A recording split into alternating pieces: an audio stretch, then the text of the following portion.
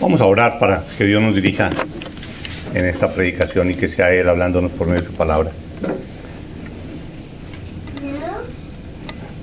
Gracias por estar aquí con nosotros, Padre del cielo, Señor, y te oramos que tú, por medio de tu palabra, nos transformes, Señor, nos sigas cambiando, nos sigas transformando en esas personas que tú quieres que seamos, Padre. Te damos gracias por tu palabra, en Cristo Jesús. Amén. Amén. Juan capítulo 13, versículos 18 al 30. Vamos a leerlos. El pasaje de hoy es Juan 13, del 18 al 30, y la predicación se va a llamar La soberanía de Dios. En ese sentido, enfoquémonos en la lectura sobre ese título, La soberanía de Dios. Y miremos cómo podemos extraer esa idea, o esa doctrina más bien, o ese atributo de Dios, en lo que vamos a leer. Versículo 18, capítulo 13 de Juan. No hablo de todos vosotros, yo sé a quienes he elegido, mas para que se cumpla la escritura, el que come pan conmigo levantó contra mí su calcañar. Y desde ahora os lo digo antes que suceda, para que cuando suceda, creáis que yo soy. De cierto os digo, el que recibe al que yo enviare, me recibe a mí, y el que me recibe a mí, recibe al que me envió. Habiendo dicho Jesús esto, se conmovió en espíritu, y declaró y dijo, de cierto os digo, que uno de vosotros me va a entregar. Entonces los discípulos se miraban unos a otros, dudando de quién hablaba. Y uno de sus discípulos, al cual Jesús amaba, estaba recostado al lado de Jesús. A este, pues, hizo señas Simón Pedro, para que preguntase quién era aquel de quien hablaba. Él entonces, recostado cerca del pecho de Jesús, le dijo, Señor, ¿quién es? Respondió Jesús, a quien yo diere el pan mojado, aquel es. Y mojando el pan, lo dio a Judas Iscariote, hijo de Simón. Y después del bocado, Satanás entró en él. Entonces Jesús le dijo, lo que vas a hacer, hazlo más pronto. Pero ninguno de los que estaban a la mesa entendió por qué le dijo esto. Porque algunos pensaban, puesto que Judas tenía la bolsa, que Jesús le decía, compra lo que necesitamos para la fiesta, o diese algo a los o que diese algo a los pobres. Cuando él, pues, hubo tomado el bocado, luego salió, y era ya de noche.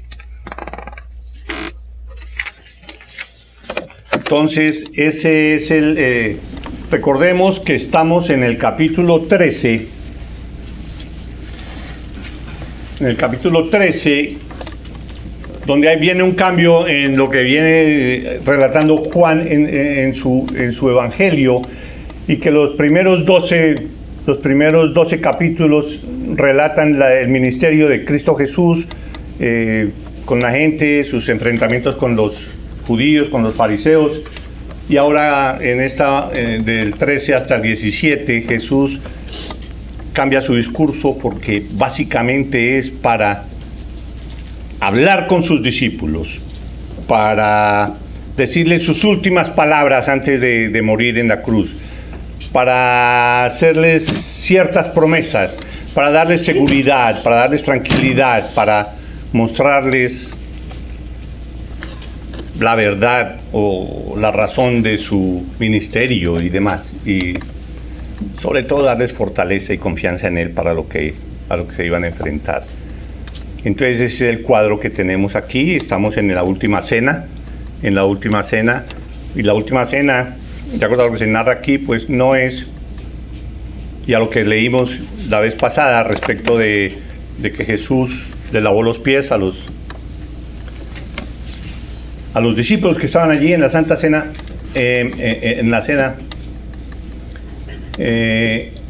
nosotros todos conocemos el cuadro de la Santa Cena de Leonardo da Vinci, creo que es Leonardo da Vinci, sí.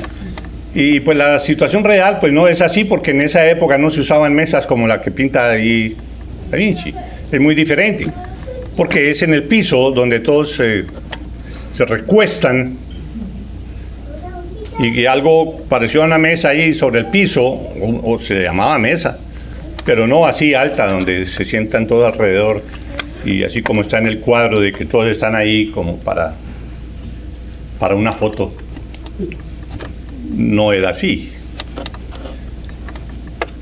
No había cámaras fotográficas todavía. Entonces, por eso la situación y la lavada de los pies era algo así como se pinta y se dice ahí en el Evangelio de Juan. Están en ese momento.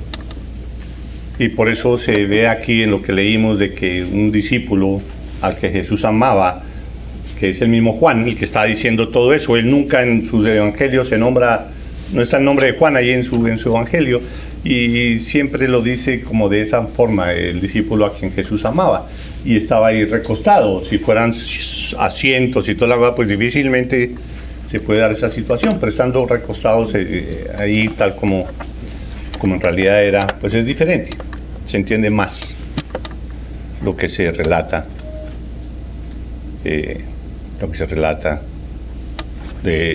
esta noche. Y todos conocemos eso como la última cena. Para mí yo creo que sería la primera cena del nuevo pacto, ¿no? La última cena, ya no hay última cena. Mejor dicho, la última cena fue la anterior, porque esta es la primera cena del nuevo pacto.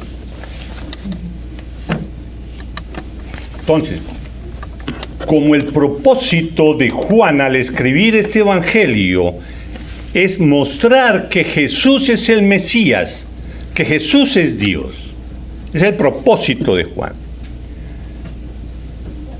Mostrar que Jesús es el Mesías y que creyendo en Él podamos tener vida eterna, que creyendo en Él tengamos vida eterna, más bien.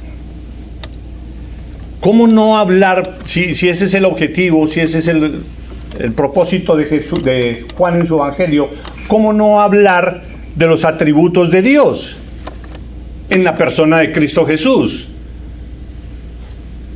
Yo voy a mostrar que Cristo es Dios, pues tengo que hablar de los atributos de Dios en Cristo Jesús. Y eso es lo que empieza a mostrar Juan en esta última etapa, tal como decimos, que van desde los versículos 13 de los capítulos 13 al capítulo 17. Eso es lo que él pretende, mostrar eso. Jesús es Dios. Y creyendo en Él, tenemos vida eterna.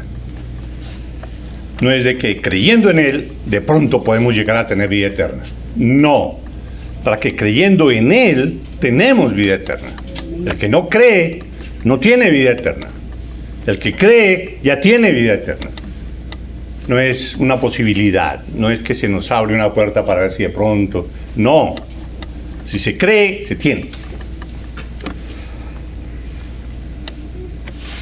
Entonces, Juan comienza en los versículos que ya vimos anteriormente, del capítulo 13, del 1 al 17, empieza a hablar de esas características de Dios y empieza a hablar acerca del maravilloso amor de Dios reflejado en Cristo Jesús. Ese maravilloso amor de Dios se manifiesta allí en ese pasaje por medio de su humildad y su servicio a sus apóstoles. El inclinarse, el bajarse a ese nivel de lavarle los pies a sus discípulos. Esa humildad, esa sumisión de Cristo Jesús. Y recuerden que Él hace eso después de que se le había revestido de todo poder. Entonces es una majestad, es Dios inclinándose a los pies tuyos a lavarte los pies. Entonces ahí es cuando Juan usa primero ese tema, ese atributo de Dios, su amor. Y veíamos que eso es un primer atisbo, una forma muy aproximada, apenas aproximada, de lo que es el significado de la gracia de Dios. De la gracia de Dios. Recuerdan que hablábamos de que la gracia de Dios es alguien que es superior a todos, inclinarse, rebajarse al nivel del más humilde y darle lo que más quiere. Lo que más quiero te lo doy, que es a mi hijo, te lo doy. ¿Para qué? Para que tú, que me has estado ofendiendo, que has estado pecando contra mí, que has estado blasfemando, que no me has reconocido, que te has hecho otras imágenes, que has adorado más al dinero que a mí, a ti que me has ofendido tanto, mira, te doy lo que más quiero en mi vida, mi hijo. Para que tú, creyendo, tengas vida eterna. Esa es la gracia de Dios. Sin esa gracia de Dios no hay salvación. Entonces lo que primero nos muestra Juan en nuestros versículos.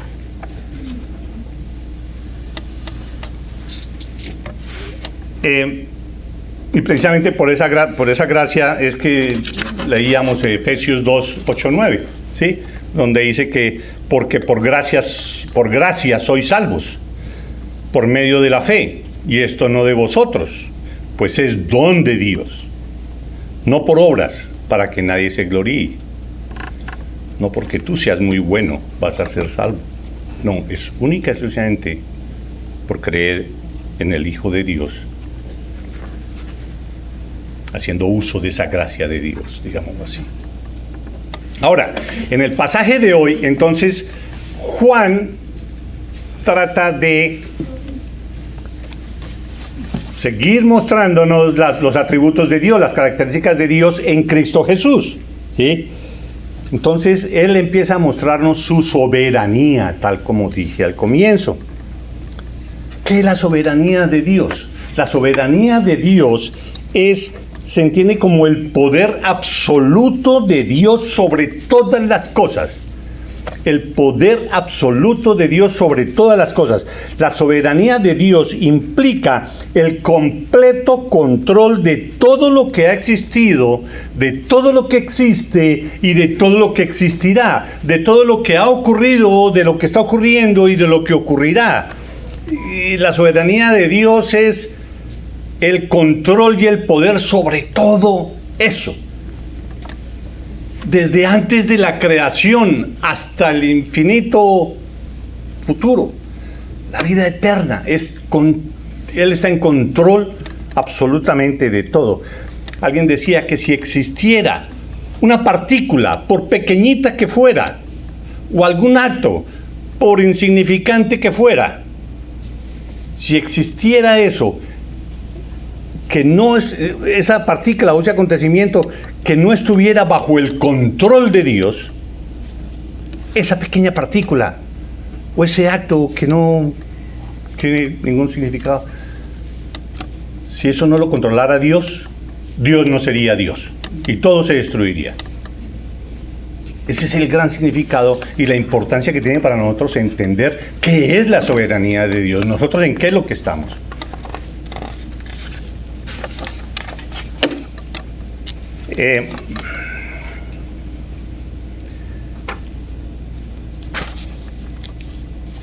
Miremos Isaías, hablando de la soberanía de Dios, del poder de Dios. Isaías 46:9.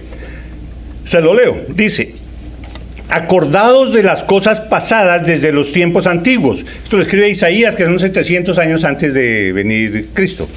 Acordaos de las cosas pasadas desde los tiempos antiguos, porque yo soy Dios y no hay otro Dios, y nada hay semejante a mí, que anuncio lo por venir desde el principio, y desde la antigüedad lo que aún no era hecho.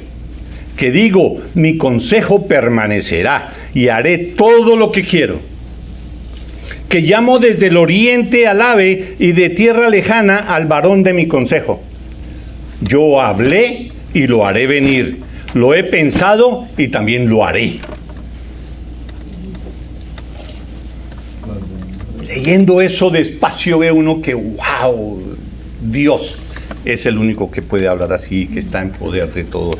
Daniel 4:35 dice: todos los habitantes de la tierra son considerados como nada, y Él hace según su voluntad en el ejército del cielo y en los habitantes de la tierra, y no hay quien detenga su mano y le diga: ¿qué haces? ¿Qué estás haciendo? ¿Tú por qué haces eso? No hay nadie que diga eso. ¿Y saben quién dijo estas palabras? La repito fácilmente. Todos los habitantes de la tierra son considerados como nada, y Él hace según su voluntad en el ejército del cielo y en los habitantes de la tierra, y no hay quien detenga su mano y le diga: ¿qué haces? Eso lo dijo Nabucodonosor.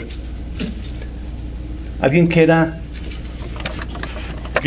castigó a Daniel por no adorar la imagen de él y demás. ¿Ustedes recuerdan? ¿Sí? Y que Nabucodonosor se volvió loco porque así lo predijo Daniel y estuvo comiendo pasto y hierba, y después de eso él se dio cuenta de quién era Dios y dijo estas palabras.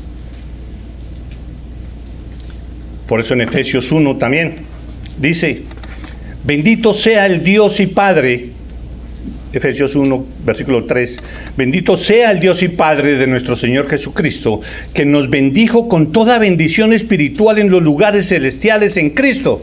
¿Quién puede hacer eso sino Dios, el soberano, el poderoso? Según que nos bendijo con toda bendición espiritual en los lugares celestiales en Cristo, según nos escogió en Él antes de la fundación del mundo, para que fuésemos santos y sin mancha delante de Él. Él desde la eternidad nos escogió, te escogió a ti. Tú vas a ser hijo mío.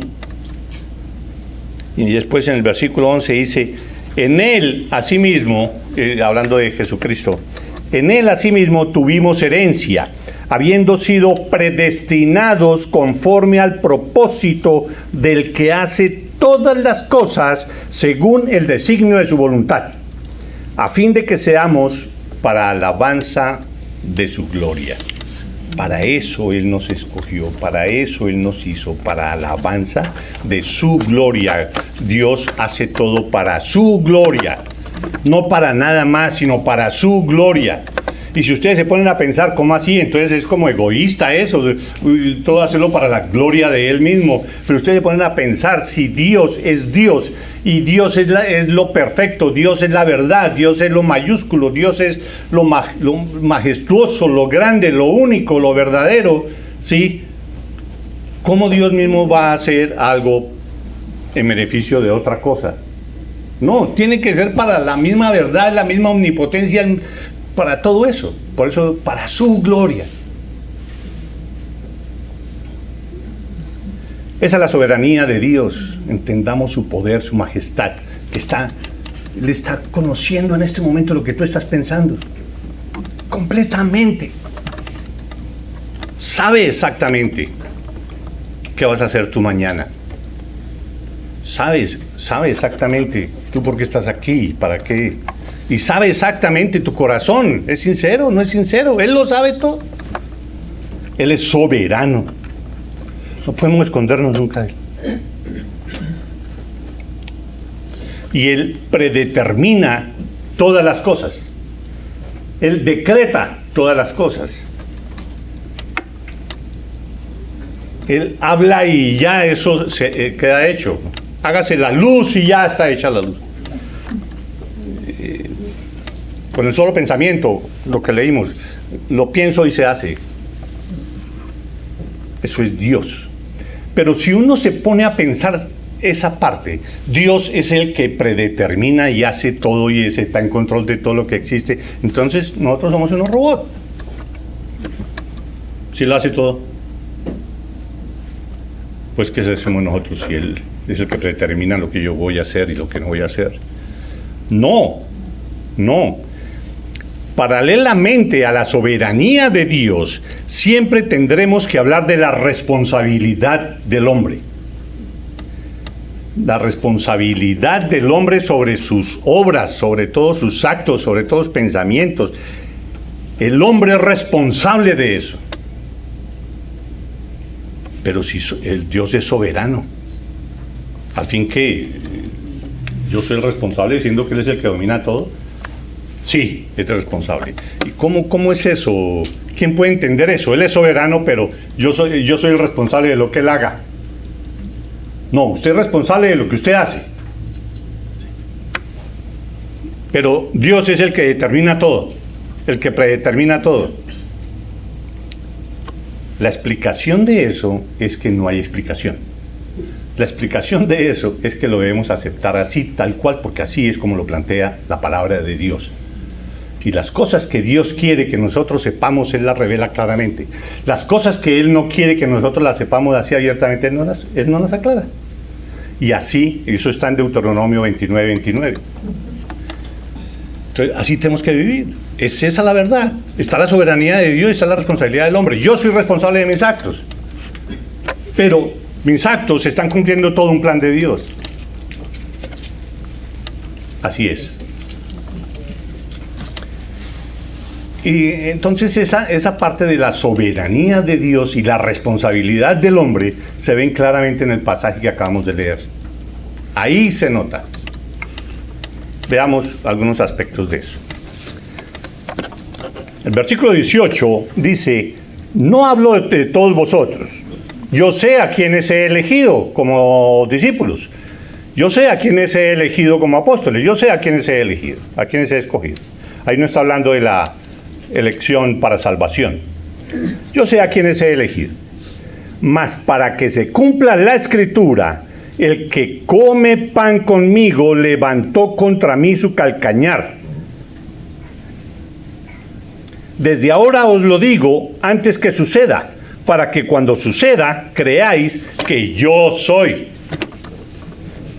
Entonces, ¿por qué dice yo sé a quienes he elegido? Mas para que se cumpla la escritura, el que come pan conmigo levantó contra mí su calcañar. Para que se cumpla la escritura, o sea, para que se cumpla lo establecido por Dios, para que se cumpla lo predeterminado por Dios en las escrituras. Para que se cumpla eso, entonces les digo, el que come pan conmigo levantó contra mí su calcañar. ¿Qué quiere decir eso? En el Salmo 41:9, Salmo escrito por David, dice: desde ahora os lo digo antes que suceda, para que cuando suceda creáis que yo soy. Pero el versículo 41:9 dice,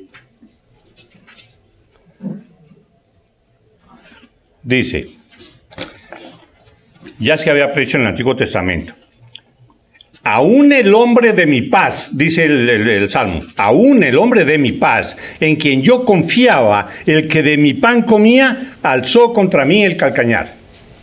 Eso es las mismas palabras que está utilizando Jesús al hablar de Judas, el traidor. En ese momento del Salmo, David estaba hablando de uno de sus consejeros, que el nombre es como Altijoel, una cosa así. Sí. Un consejero de David que lo traicionó para irse con Absalón, que también lo había traicionado. Entonces, en ese momento David escribió ese salmo. Y Cristo usó ese salmo. Al que le di de comer, él levantó su calcañar contra mí. Me traicionó. Me atacó.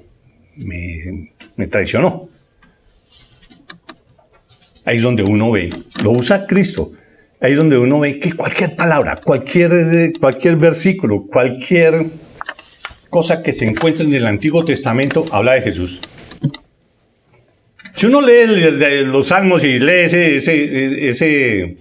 ese salmo, pues uno no va a caer en cuenta de que está hablando de Cristo Jesús. Pero Jesús sí se dio cuenta que sí, se está hablando de Él, y Él lo repitió. Eso es para que nosotros leamos con más cuidado el Antiguo Testamento y veamos a Jesús en todo lo que se habla allí. Agitofel era el nombre del consejero de David que lo traicionó. Ahora,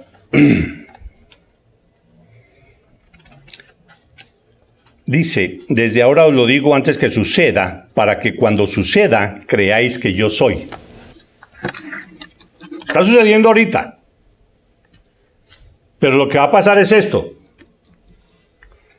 Para que cuando suceda, sepan, se acuerden ustedes de que yo soy Dios. Él podía no haber dicho nada. Pero ¿para qué lo decía? Para que los discípulos se dieran cuenta que Él es Dios. Y para que nosotros nos demos cuenta que Él es dueño de todo lo que pasó, porque desde la antigüedad, desde David, se estaba diciendo eso. En el presente, lo que Él está haciendo en ese momento, lo estoy diciendo de que va a pasar esto en el futuro.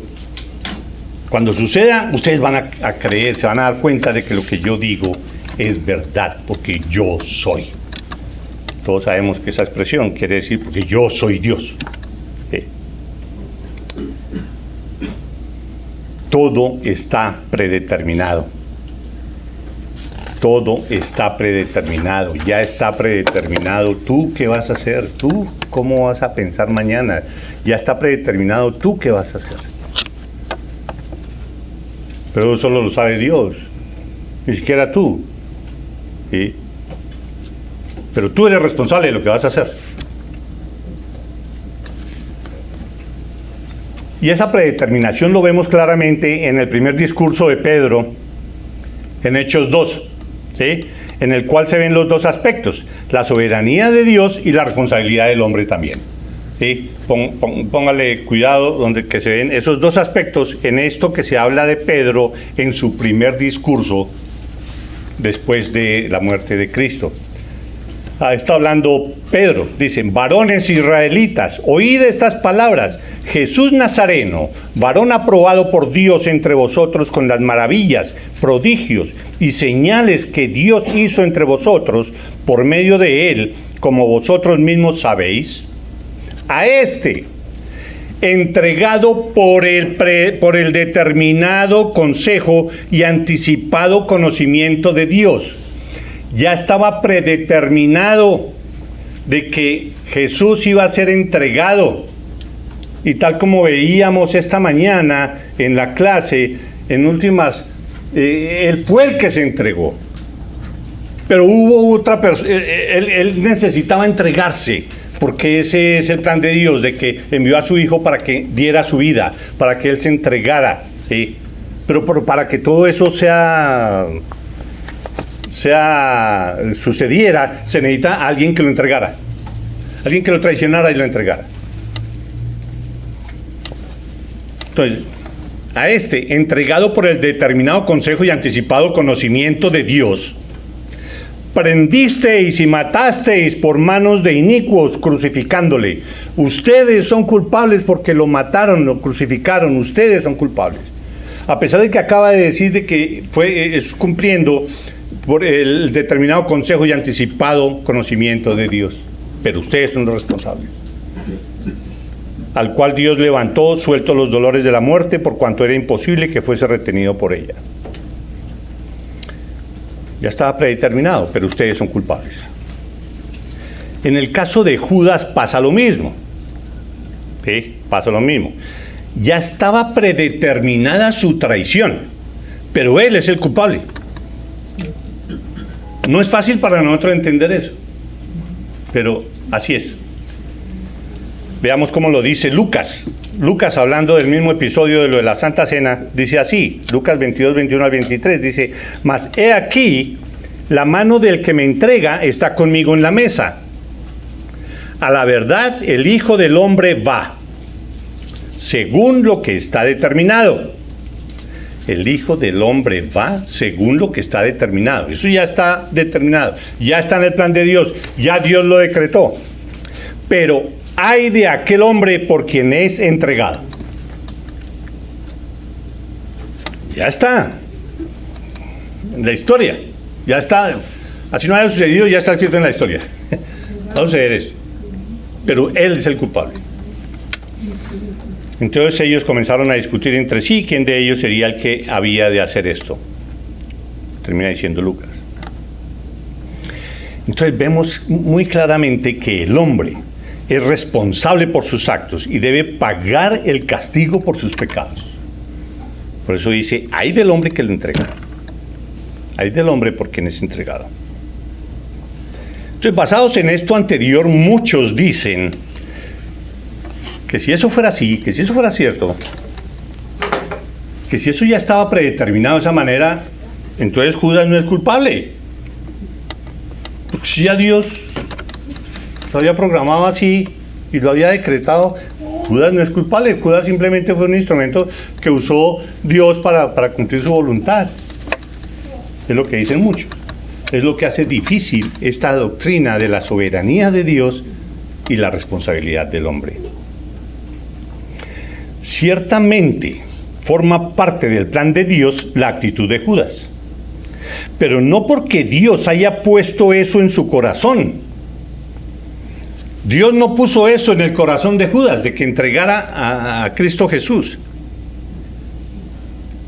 sino que ya de suyo Judas, por ser pecador, urdió ese plan, el cual Dios no restringió. Es como si en ese momento Dios no aplicara su misericordia. Y para eso hay algo que no es fácil comprender, pero que podríamos verlo de esta manera. Si el mundo,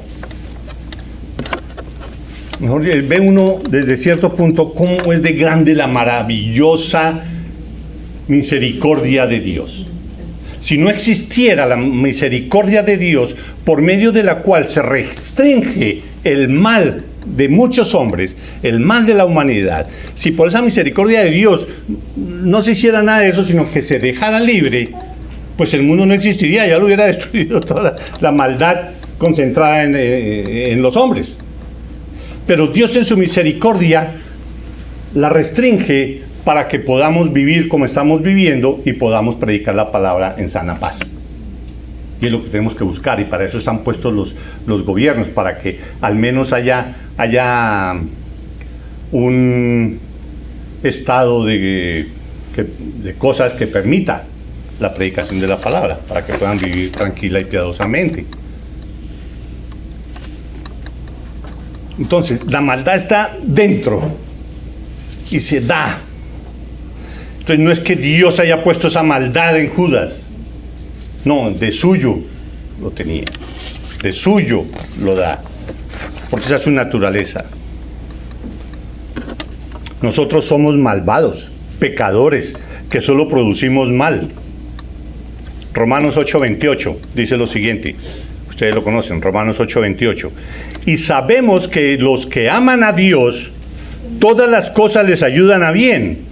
Esto es, a los que conforme a su propósito son llamados. Esa es una promesa que para nosotros los cristianos tiene mucho significado, ¿sí? Que Dios nos diga, mire, ustedes que me aman, todas las cosas que le sucedan, todas las cosas que pasen a su alrededor, que tengan que ver con usted, todas van a estar conforme a su propósito.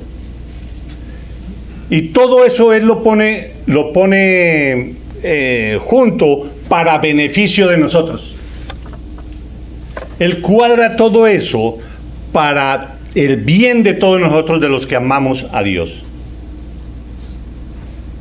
Pero ¿qué pasa con los que no aman a Dios? ¿Qué pasan con todas esas cosas? Que Dios no coge todo eso para beneficio. No, pues eso sigue, ¿sí? Y los que no aman a Dios hacen solo maldad, y hacen solo destrucción, y hacen solo pecado. Entonces eso sigue y produce maldad y perdición en todos aquellos que no aman a Dios, que se deduce como forma contraria de lo que está diciendo. Y sabemos que a los que aman a Dios, todas las cosas les ayudan a bien. Esto es, a los que conforme a su propósito son llamados. ¿Y qué pasa con los que no aman a Dios? Por contrario, lógicamente.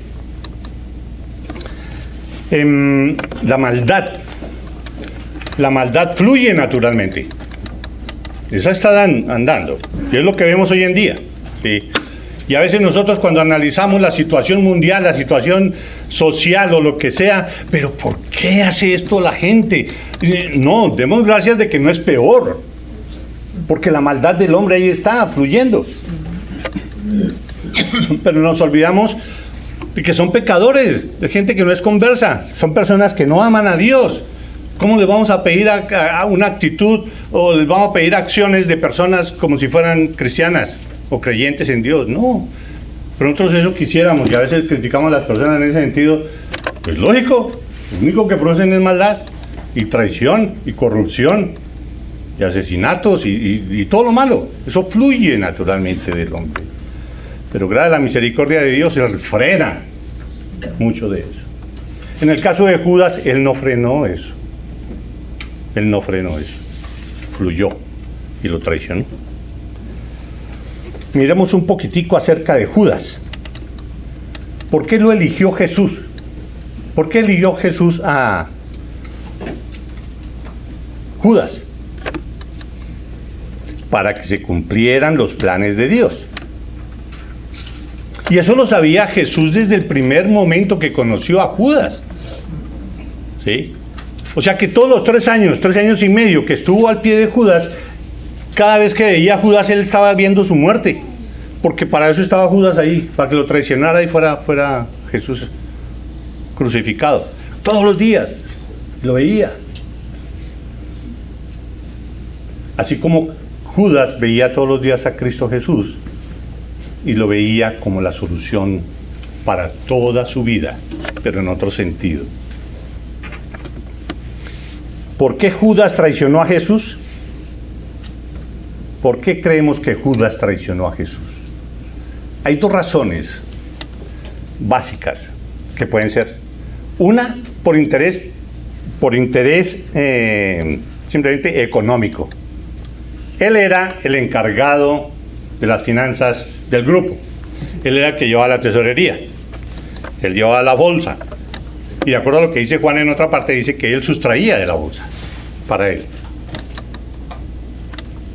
Está muy interesado por todas las cosas económicas del grupo. Tan es así que él fue el que Judas fue el que reclamó cuando María, la hermana de Marta, le vació el frasco de alabastro en los pies de Jesús y lo enjuagó con sus cabellos y demás. ¿Cómo van a desperdiciar esos 300 denarios ahí, el sueldo de un año? Eso lo hubiéramos cogido, lo hubiéramos repartido en los pobres. Bueno, al menos una parte, la otra era para mí, diría Judas. ¿Sí? Entonces, su interés económico, las 30 monedas de plata, eso fue lo que lo motivó. Digo, no voy a perder esta oportunidad de hacerme a estas otras 30 monedas de plata. Yo lo entrego. Así fue cuando él fue a hablar. Bueno, ¿y qué hay para mí si lo entrego? ¿Qué me van a dar? Así es. Me acuerdo de la historia de un familiar que estaba buscando trabajo. No, estaba mal. Estaba buscando trabajo. Y entonces, bueno, pero usted qué trabajo quisiera, qué está buscando. Entonces él dijo, yo no sé, cualquier trabajo, pero estoy buscando un trabajo donde se mueva mucho dinero. No importa si no le pagan, pero que se mueva mucho dinero. Así estaba Judas. Bueno. Ahora, Judas, al ver que Jesús era el Mesías, porque lo estaba mostrando con todos los milagros, porque él estuvo ahí de primera mano, los veía y demás, y la actitud de Cristo Jesús y la gente cómo lo apoyaba y toda la cosa, él es el Mesías, ¿sí? Entonces, lógicamente, Jesús iba a instaurar el reino, y para gobernar necesita ministerios, y dentro de esos ministerios está el Ministerio de Economía, el cual lógicamente él era el que iba a manejarlo. Él era el que iba a ser encargado de las finanzas. Era su futuro. Lo iban a poner en un puesto donde se manejaba mucho dinero. Y se da cuenta Judas de que en realidad el objetivo de este Mesías no era el de poner un reino y derrocar a los romanos ni nada de eso, sino que era con un sentido completamente diferente y absolutamente espiritual, y refiriéndose a la salvación del pecado y del dominio del pecado y la esclavitud del pecado y todo esto, y no de la esclavitud de los romanos. Pronto ese castillo que él había formado en su mente se derrumbó. ¿Sí? Se derrumbó. No, nosotros vamos a seguir, nosotros no necesitamos eso.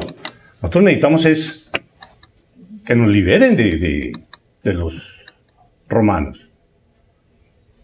Entonces se le desdibujó todo. Yo, he perdido todo mi tiempo. Y entregó a Jesús.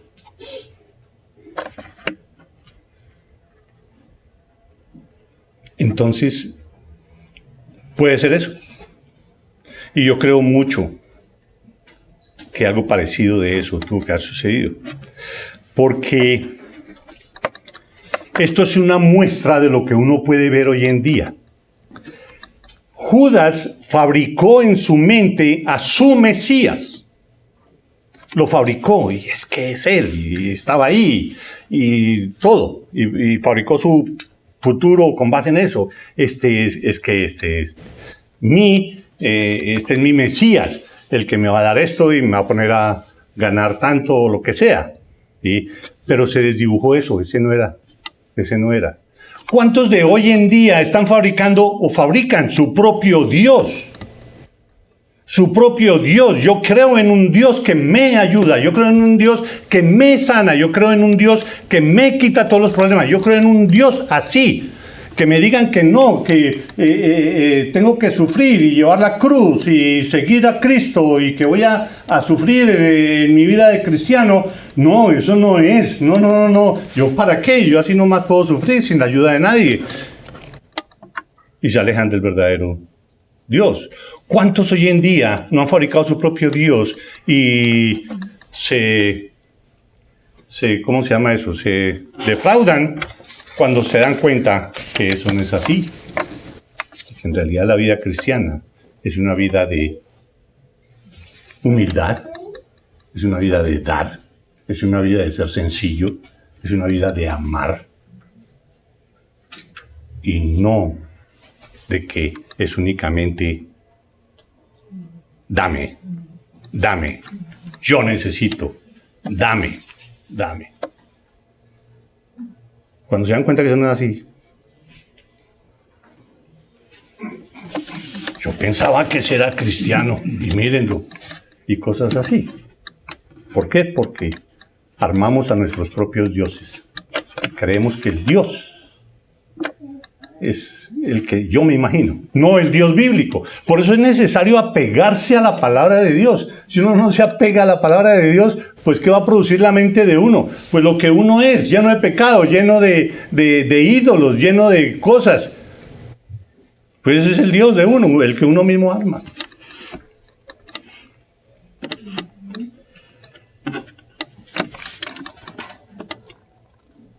La actitud traicionera de Judas sería castigada. Sería castigada por la forma como murió y demás. Todos sabemos eso. Y lo que decía Lucas en el 22:22 dice: ay de aquel hombre por quien es entregado. Él fue el responsable, a pesar de que eran los planes divinos. Hermanos, en últimas, es un gozo, y tratemos de mirarlo así, es un gozo del cual muchos dejamos de disfrutar por no ser conscientes de que Dios es soberano sobre nuestras vidas, de que si somos salvos es por Él, y de que si somos salvos por Él no podemos perder esa salvación porque Él es el soberano. De que Él está cuidándonos, de que Él nos está dando lo que necesitamos, no lo que nosotros queremos, de que estamos en las manos del Dios Todopoderoso. Eso nos debe producir un gozo y una paz y tranquilidad, que esa es la vida abundante de la que habla Cristo. Pues hombre, por eso las personas cristianas verdaderamente están tranquilas y viven tranquilas, dichosas, disfrutando hasta de los mismos problemas. Por eso es que podemos estar gozosos en las tribulaciones, Porque sabemos que todo eso lo usa Dios para nuestro bien. En el momento no lo vemos, pero es para eso. Ahí lo acabamos de leer. Pero a veces nosotros los cristianos nos comportamos como el de la historia esa del viajero, del caminante que iba con un bulto muy pesado, muy pesado, de todas sus culpas, cargas y pecados y demás. Y pasó un carrito, pasó un camioncito, y el del camionero, si quiere lo llevo, súbase allá atrás. Y se sube él, pero sigue cargando el bulto. Pero el conductor, ¿pero qué le pasa a usted? ¿Por qué no deja el bulto ahí en el piso para que usted no lo cargue más? Para eso fue que le dije que subiera. No, yo lo quiero cargar. Y sigue amargándose la vida sin creer ni confiar en Cristo Jesús, sino no, yo quiero seguir cargando mis problemas. Quiero seguir siendo como yo soy. No quiero seguir como Dios me dice que sea. No, es mi vida. Yo hago con mi vida lo que quiera. Para eso tengo libre albedrío. Somos así, o muchos somos así. Entonces nos perdemos de ese gozo de lo que es estar en las manos del Dios soberano. Alabemos y glorifiquemos a Dios con nuestras vidas, pues Él es soberano y no hay nadie como Él. Y somos hijos de Él.